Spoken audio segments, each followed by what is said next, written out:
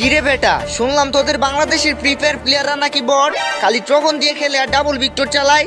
এই বেটা তোরা কারে বট বলস? আমরা ফ্রি ফায়ার সবচেয়ে ভালো খেলি। আমাদের দেশে খাতারনাক এডব্লিউএম প্লেয়ার আছে। এরকম প্লেয়ার তোমাদের ইন্ডিয়াতে জীবনও পাইবা না। আমাদের ইন্ডিয়ানদের এডব্লিউএম চালানো দেখলে মিনা সার্ভারের বিটুকে পর্যন্ত ভয় পায়। আর তোরা বাংলাদেশিরা তো আমাদের হাতের মুয়া, তোদের মতো নুবদের আমরা গনাই ধরি না।